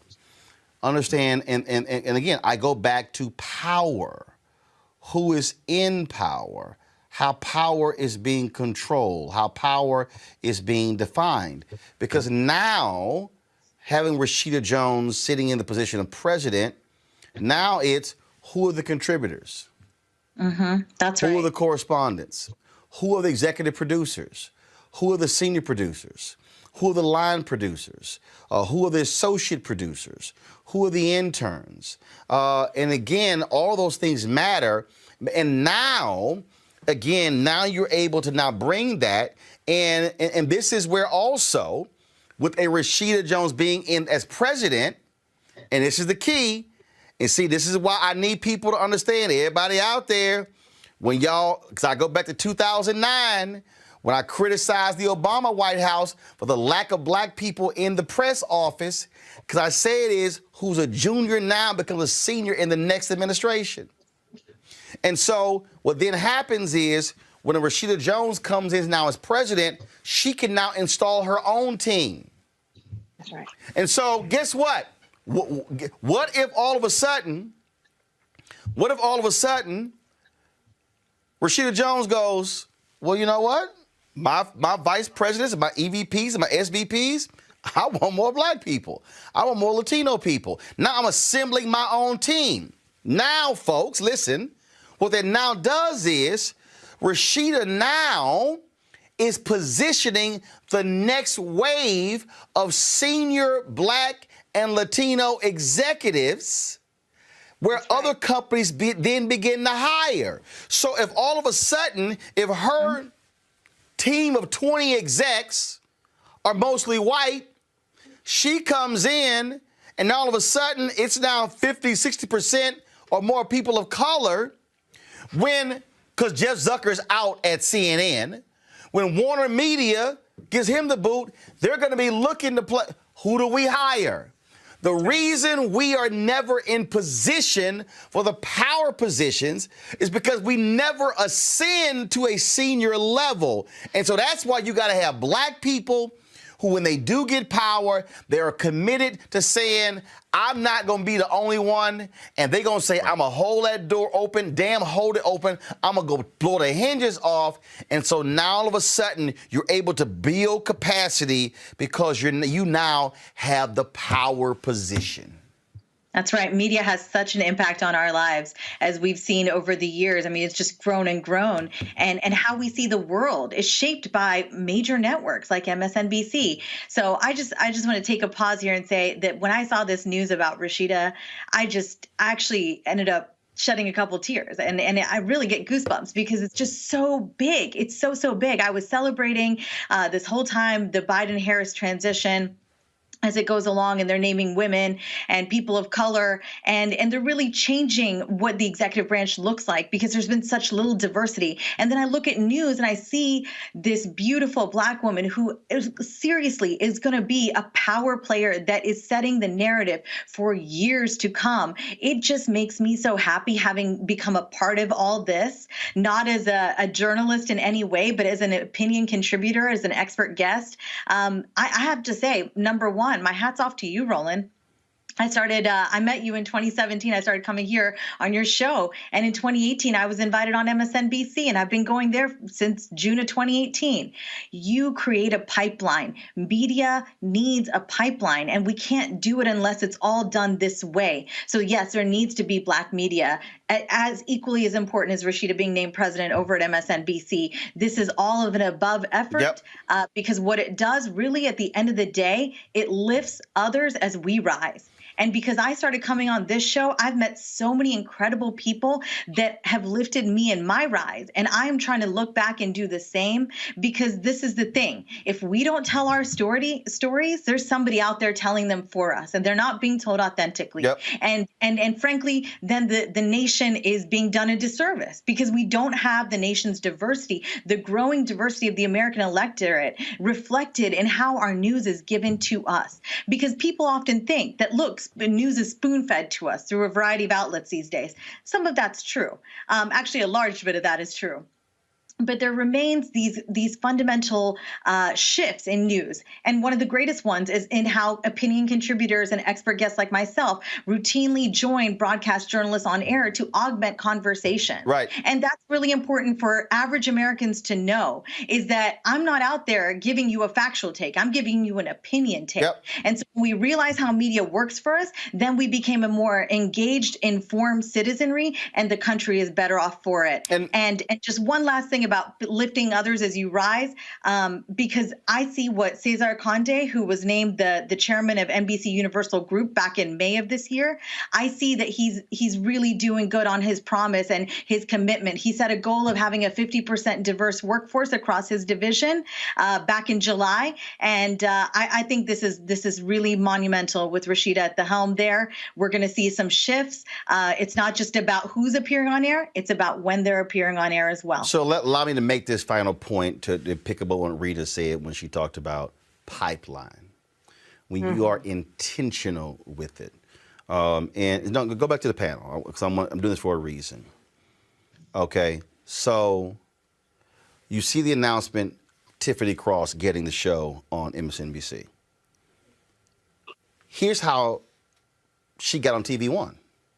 Jamal Simmons hits me up and says, hey, Tiffany Cross has this newsletter called The Beat.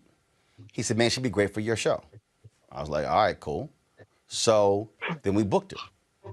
Then we started booking her more and more and more. To Rena's point, all of a sudden, other networks start calling. The exact same thing happened when I put Angela Rye on my show.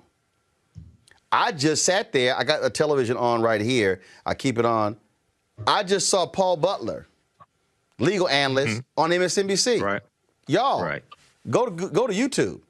You can see Paul Butler, Georgetown professor, when he was on my TV One show, Washington Watch, back in 2009, before MSNBC called. I can go down the list, the number of people. Sure, Michael Singleton, Paris Denard. I can go David Swertlick. I mean, we can go. Everybody's talking about. Everybody's talking about Lauren Coates. Man, people. Oh my God, I saw Lauren Coates filling on CNN. Guess where the first show she filled in?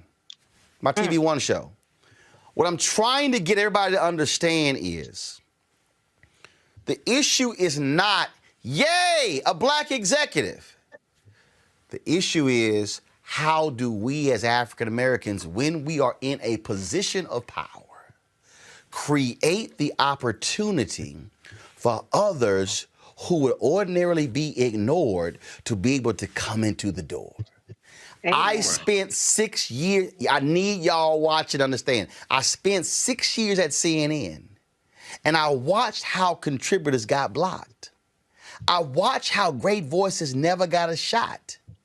And I said, nah, I'm gonna do that. So when I hosted, when I filled in, when I did specials for CNN, no, we're gonna put that person on. Y'all, I'm cracking up laughing watching Steve Kornacki getting all this love. I can show y'all when he was on pilots I did at CNN. Guess who was a guest on a pilot I did at CNN? Rachel Maddow. Guess who was on pilots that I did at CNN? Melissa Harris Perry. So what I'm trying to say is, this is where, when we get in positions of power, we must use the power. That's right. That's what they've done. Use the power. And when you use the power, and then all of a sudden you begin to infield, that's why I can sit back. You ain't got to shout my name, but when I turn that TV on and I see a black person, Gianno Caldwell's on Fox News right now. Where did he get his start? On TV One. Y'all, that was deliberate. It was deliberate. But the only way that happened is because I had the power to make it happen. And so that's what's key for our audience to understand. We must, when we get the power, we must celebrate it, and then we must use it. It's time to be smart.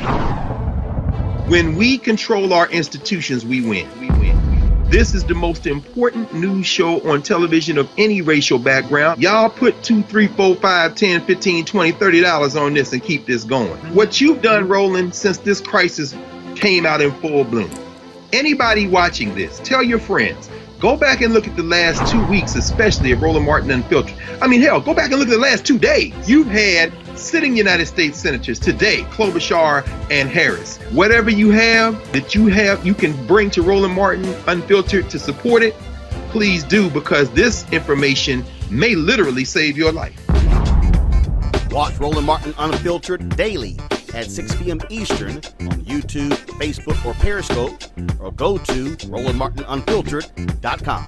Support the Roland Martin Unfiltered Daily Digital Show by going to RolandMartinUnfiltered.com.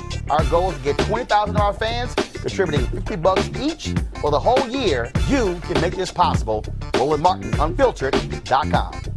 You want to support Roland Martin Unfiltered? Be sure to join our Bring the Funk fan club. Every dollar that you give to us supports our daily digital show. There's only one daily digital show out here that keeps it black and keep it real. As Roland Martin Unfiltered. Support the Roland Martin Unfiltered Daily Digital Show by going to RolandMartinUnfiltered.com.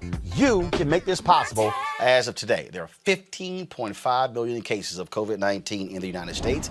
290,000 people have died with the virus. This week, the UK became the first country to administer Pfizer and BioNTech's COVID-19 vaccine. The companies are now saying people with a significant history of allergic reactions should not take the vaccine after 2 healthcare workers experienced symptoms the day after taking it. Pfizer and BioNTech maintain their stance that there are no serious safety concerns with taking the vaccine, yet allergy-related side effects have been a prime reason why many other COVID-19 vaccines have not been approved. In the United States, an FDA advisory panel deliberated on whether or not the regulation agency will grant emergency authorization to Pfizer and BioNTech to hastily release its vaccine to Americans. And so that may happen actually tomorrow. Now, folks, there are a lot of different people out there who've been talking about the impact of coronavirus. They've been telling the story of losing family members, of them themselves coping with this. And I saw this thread on Twitter from Dr. Magdala Cherry. She's a Commonwealth Fund Fellow in Minority Health Policy at Harvard University.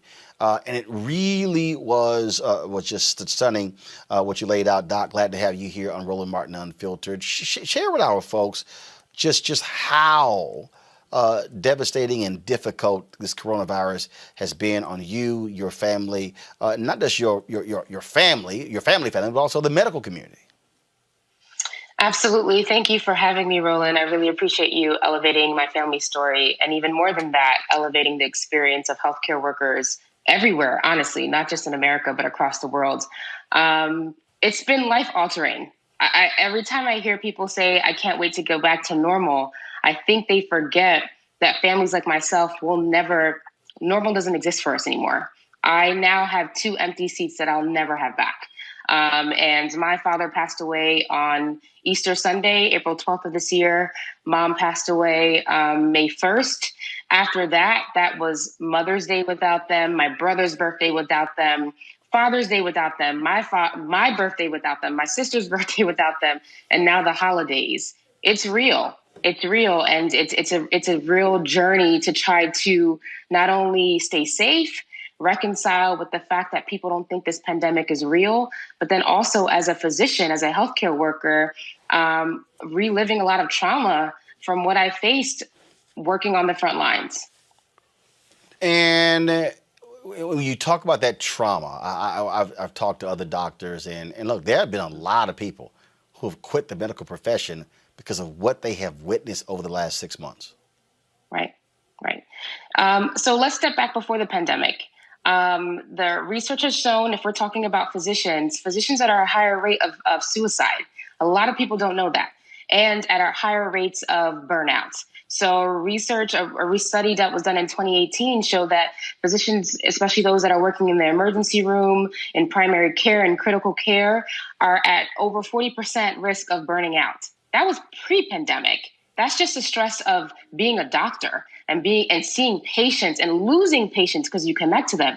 Now you add a pandemic that is killing people, add layers to it as a physician of color. When you watch your community be impacted, it's literally community collective pain.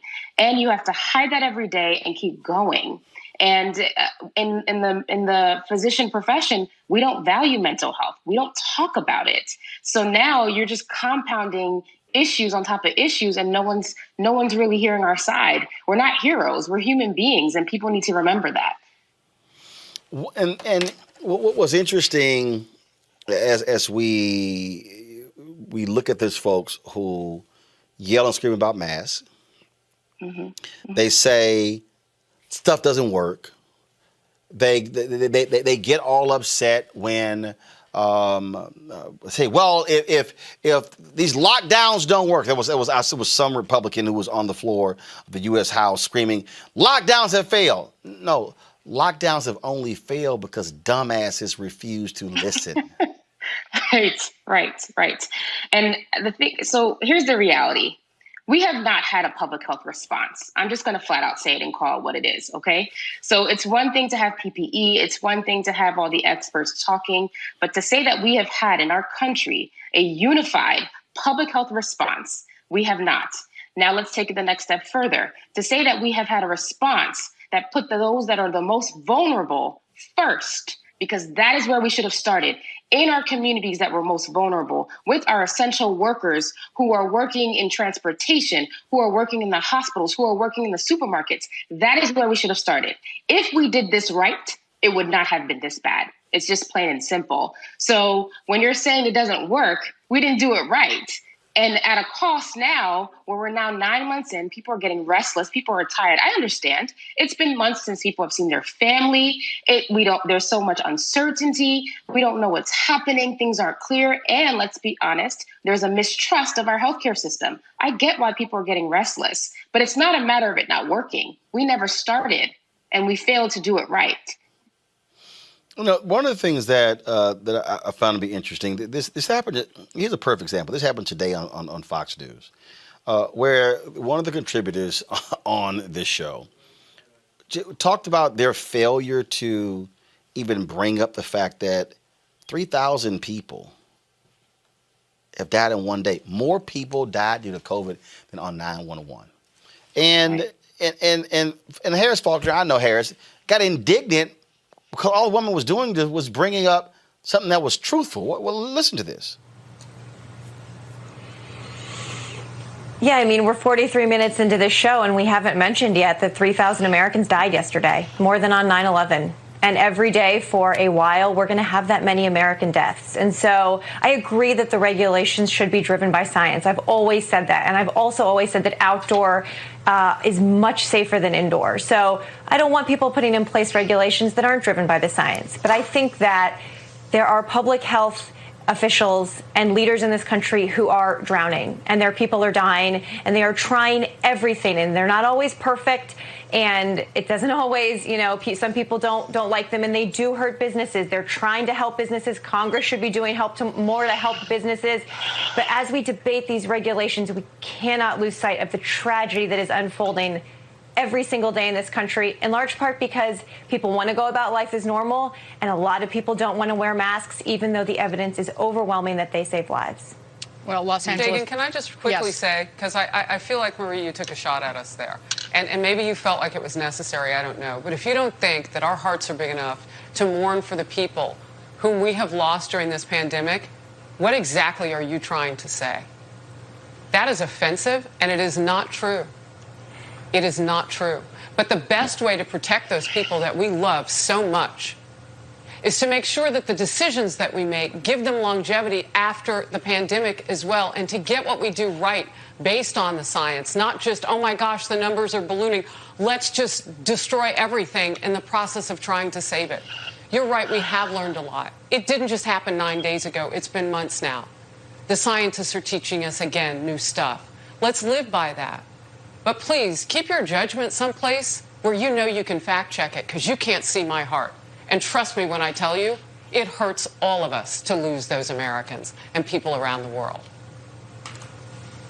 Then let's talk about it. Let's talk about that more than talking about democratic hypocrisy. Well, we aren't enough. We are it's my opinion, We're talking about and what I get to give my works to keep opinion. Americans in line. How about telling us the truth in the beginning about those masks? See, Dr. Cherry, here's what I found to be interesting. All she was saying was, how have we gone 43 minutes? We got this country and western singer, John Rich, who sucks up to Trump and Mitch McConnell. And we're having a discussion about, and he come on discussing a song called Nancy and Chuck, all right, Slam the Democrats. And what she's saying is 43 minutes have gone by, and we haven't even mentioned that 3,000 people have died. And then Harris Faulkner gets indignant because she actually brings up a fact. We haven't even brought up 3,000 people died yesterday due to COVID. Right. And that's the problem. That's why I put my thread.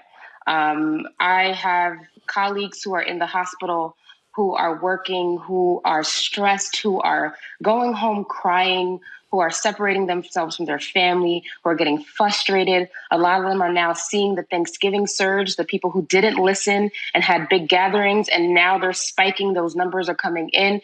And one of my friends just said, one patient had 2 family members die. She walked into the hospital room to see that same person watching the funeral of their brother. That's what's happening, and we're not talking about it. So when I sat there and I just thought about what my family had gone through, what I have experienced as a physician, and no one was talking about it, I just had to just write my thoughts. And if I could show you my inbox, if I could show you the messages I got from healthcare workers that literally brought me to tears, that said, thank you for putting those words on paper. It resonates with me because people don't understand. They're forgetting that we're human and we're literally at our breaking point.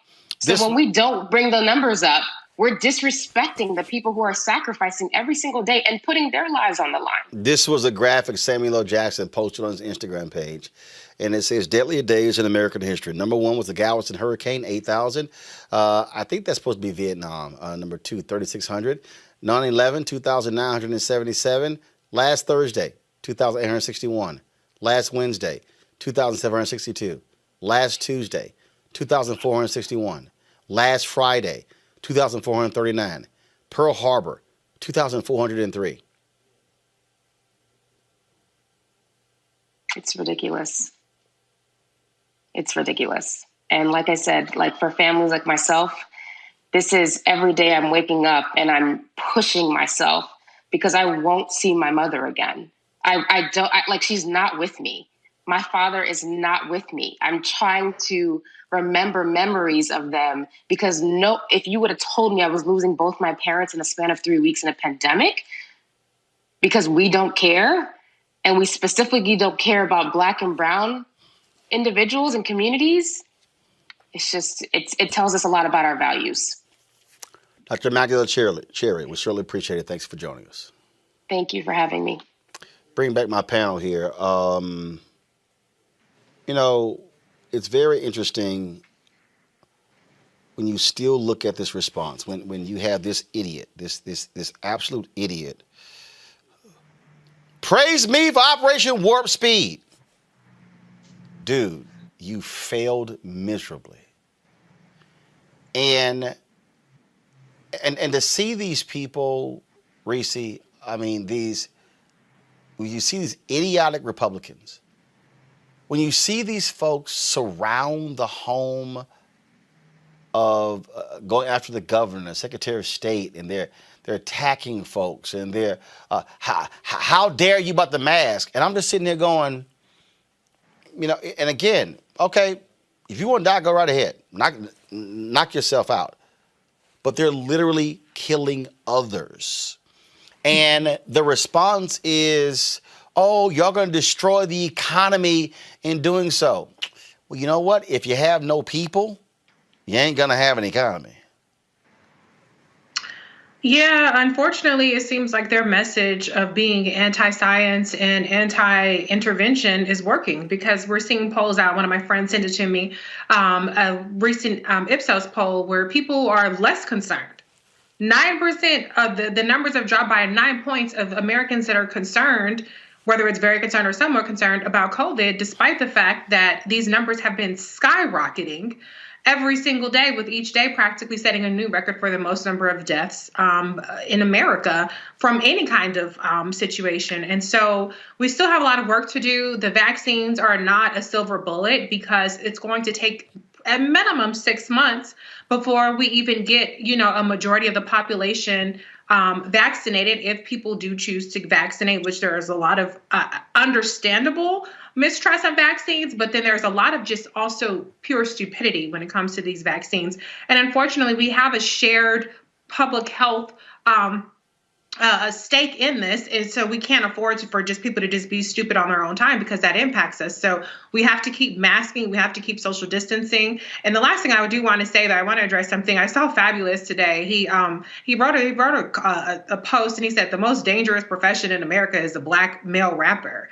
And I'm trying to figure out, has he not seen what's happening in this pandemic, where we have a record number of frontline workers, healthcare workers, specifically doctors and nurses, dying from treating their patients from COVID? Like, come on, get real. So we have to really understand that this is a crisis. It is not going away anytime soon. Even with the vaccine, we'll likely still have to wear masks, still have to do some social distancing. But it's time to prioritize the public health over our convenience, because it could be you. It could be your family member. And it is wiping people out. And it's not the large gatherings are wiping people out. It's actually these small gatherings. So we have to get real and really get serious about tackling this. And hopefully Joe Biden and Kamala Harris, when they come in, will spur that. But it's still going to take our individual responsibilities to take this seriously. Look, what you're dealing with, Erica, you're dealing with a bunch of crazy, deranged-ass people who you can literally have Antarctica turn into a river, and they will go, it's not bad. It's okay. It'll freeze back up. Yeah, I mean, he's definitely exploited the ignorance that runs throughout this country. 74 million people prove that. And even here in the state of Georgia, I've been to the grocery store a couple of times and had to exit quickly because there were people that were walking in the grocery store without a mask. And I'm talking about white and Black people. There is this nonchalant attitude that has really permeated this society, and really just looking out for whatever they feel, what people feel like their best interests are. And I think, to me, kind of more covering the outgoing son of a Klansman has become less important. particularly because he's still holding events at the White House. Just recently, a Hanukkah event where he yesterday and just went on and on again about the election and how he won, which he lost. So really, for me, the top of the day should just really be talking about COVID and how people can die. And I think that kind of, if it's put more into those terms, particularly we're dealing with the novel virus and there's more information that's coming out. I was just reading a piece where 6 feet of social distancing may not be enough. South Korea had some studies from aerodynamic engine physicists, I believe that it is, and they were able to perform these different experiments because they have really, really intense contact tracing, which we have none of that here in the United States, where the droplets were really expressly going farther than 6.6 feet. And so when we kind of look at where we are in the United States and that people are really just golfing at 290 million people that are dead, and that there is a clown that refuses to acknowledge his job but wants to continue to talk about how he's lost or how he's in fact won when he's in fact lost, I think really kind of just continuing to really press into the American mind beyond fatigue about how really this could affect people in their household today, and just really continue to push that at the top and the end of the night. Greg, I think I was sitting here thinking about how do you get these people attention. I thought about the photo that Ice-T posted of his father-in-law, who was a big-time anti-mask person, as got COVID and pneumonia. And Ice-T said, he a believer now. And I thought about the Yul Brynner, the actor, the Yul Brynner, when they released that smoking commercial after he died. Folks, if y'all millennials and Gen Z folk ain't never heard of Yul Brynner, this was a commercial that was released after he died of cancer. I'm going to play this here. Ladies and gentlemen, the late Yul Brynner. I really wanted to make a commercial when I discovered that I was that sick and my time was so limited. I wanted to make that commercial that says simply, now that I'm gone, I tell you, don't smoke. Whatever you do, just don't smoke. If I could take back that smoking, we wouldn't be talking about any cancer. I'm convinced of that. Greg, I think, look, it ain't going to happen with the fools in the administration right now. I think as a part of the public, I think as a part of the communications campaign that the Biden team should do, there should be ads put together featuring a variety of people who did not believe in COVID-19, who thought it was a hoax, who got it. I bet you there's a bunch of families who would absolutely agree to allow those images to be used to say, are you one of these people? Do you want this to happen to you? I agree. I think it won't convince any of the white nationalists, though, because white Jesus is going to help them. They are invulnerable to it, and I'm talking about the white Jesus who comes to earth wrapped in the American flag, the one that Mike Pence is talking about, almost like a superhero who's immune to COVID. And I'm mocking them very purposefully. I'm mocking them because they represent the unpersuadable. You can show them anything. And so what I think is going to happen, and I think we all probably know this is what's going to happen, after January, when the Biden-Harris administration has been installed, is in power, you're going to see a rollout that will include those kind of things. It's going to be a massive rollout. There's going to be all types of things that will emerge to try to get us through this together. And there's going to be cooperation in the states with Democratic governors or Democratic legislatures. And there's going to be widespread Jesus wrapped in the American flag opposition from those same states with attorneys general that are going to the Supreme Court saying overturn the election. And there's going to be the continuation of the soft Civil War. And by the way, parenthetically, I think that Antietam was the reference to the Civil War battle in Antietam. Of course, everybody who died in the Civil War was technically American. But so I think that's number one. And number two, even as our hearts go out again to Dr. Cherry and to everyone, because, this is what the research is showing. Black people know somebody who is either in that situation or who are there in this situation ourselves. We know folks. The tsunami that is coming now as winter has entered the northern hemisphere is not only the tsunami of mental health as it affects the doctors and the first line providers, but mental health that is going to impact every human being in the northern hemisphere. Winter is coming now. And I'm talking to us, my beloved friends and sisters and brothers, all four of us, and everybody here. So turn that entertainment tripe off on Fox News. Yes. Because this depression that's hitting folks in the night, in the daytime, you can't touch nobody, can't talk to nobody. This thing is going to get worse by the week. And this is a true tsunami. And talk about something we're not talking about. That's not even talked about at all. It's time to be smart. When we control our institutions, we win. This is the most important news show on television of any racial background. Y'all put $2, $3, $4, $5, $10, $15, $20, $30 on this and keep this going. What you've done, Roland, since this crisis came out in full bloom. Anybody watching this, tell your friends. Go back and look at the last 2 weeks, especially of Roland Martin Unfiltered. I mean, hell, go back and look at the last 2 days. You've had sitting United States senators today, Klobuchar and Harris. Whatever you can bring to Roland Martin Unfiltered to support it, please do, because this information may literally save your life. Watch Roland Martin Unfiltered daily at 6 p.m. Eastern on YouTube, Facebook, or Periscope, or go to RolandMartinUnfiltered.com. Support the Roland Martin Unfiltered Daily Digital Show by going to RolandMartinUnfiltered.com. Our goal is to get 20,000 of our fans contributing $50 each for the whole year. You can make this possible. RolandMartinUnfiltered.com. You want to support Roland Martin Unfiltered? Be sure to join our Bring the Funk fan club. Every dollar that you give to us supports our daily digital show. There's only one daily digital show out here that keeps it black and keep it real as Roland Martin Unfiltered. Support the Roland Martin Unfiltered Daily Digital Show by going to RolandMartinUnfiltered.com.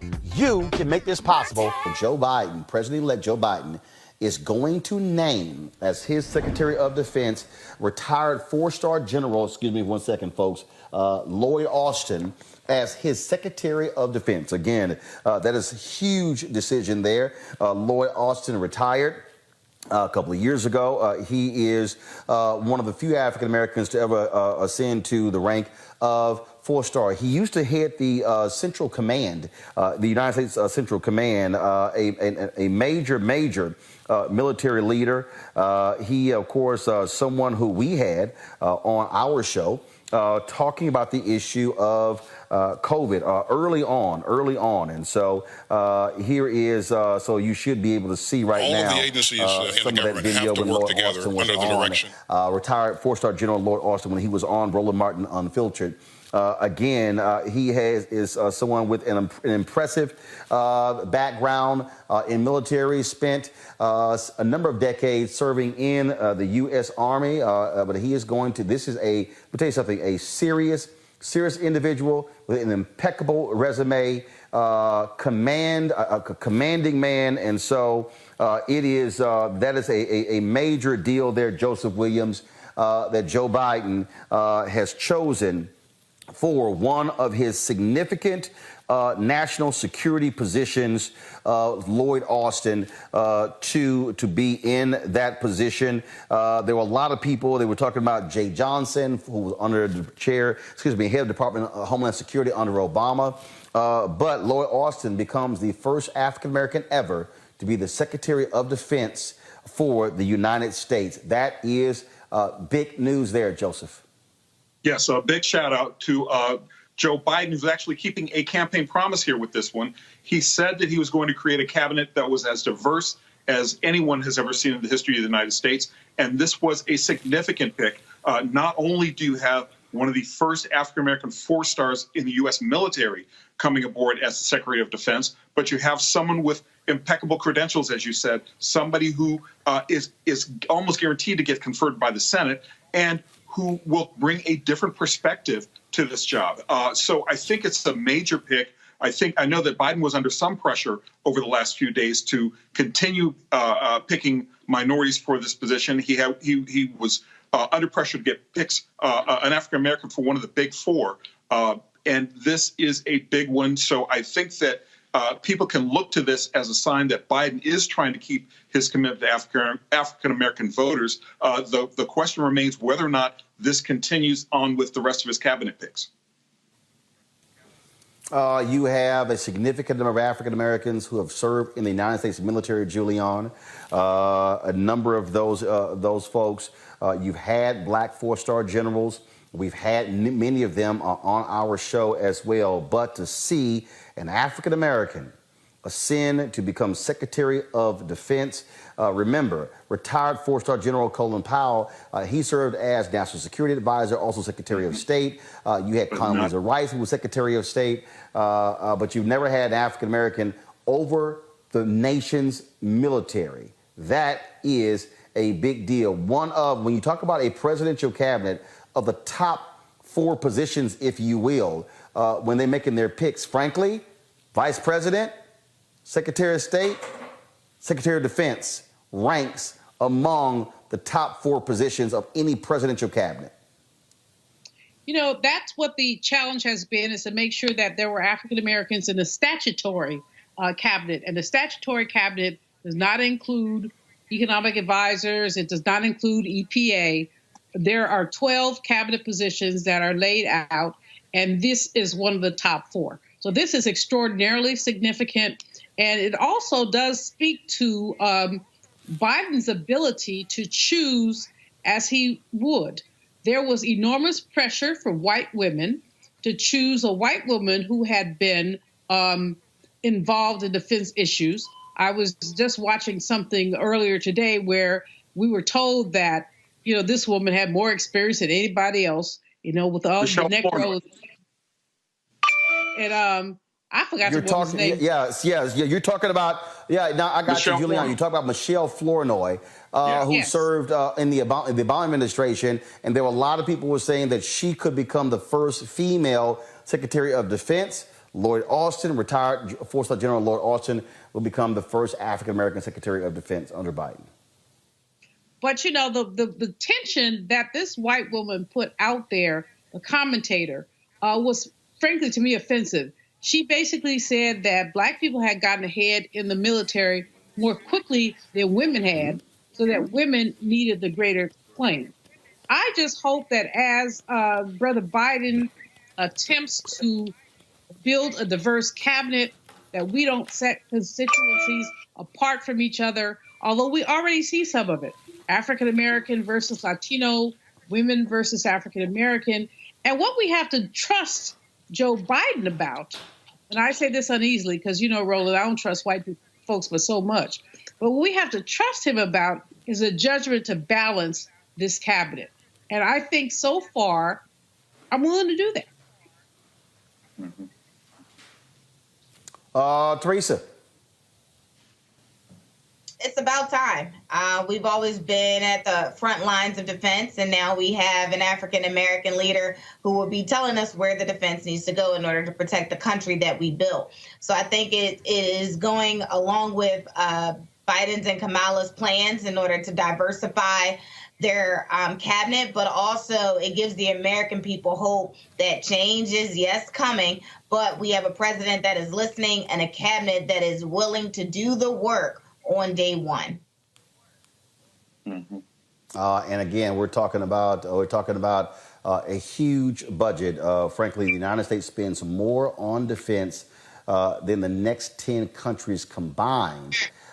So it's going to be a very tough job there for retired four-star General Lloyd Austin, but he certainly can actually make it happen. So we look forward to that announcement. It's time to be smart. When we control our institutions, we win. This is the most important news show on television of any racial background. Y'all put $2, $3, $4, $5, $10, $15, $20, $30 on this and keep this going. What you've done, Roland, since this crisis came out in full bloom. Anybody watching this, tell your friends. Go back and look at the last 2 weeks, especially of Roland Martin Unfiltered. I mean, hell, go back and look at the last 2 days. You've had sitting United States senators today, Klobuchar and Harris. Whatever you have you can bring to Roland Martin Unfiltered to support it, please do, because this information may literally save your life. Watch Roland Martin Unfiltered daily at 6 p.m. Eastern on YouTube, Facebook, or Periscope, or go to RolandMartinUnfiltered.com. Support the Roland Martin Unfiltered Daily Digital Show by going to RolandMartinUnfiltered.com. Our goal is to get 20,000 of our fans contributing $50 each for the whole year. You can make this possible. RolandMartinUnfiltered.com.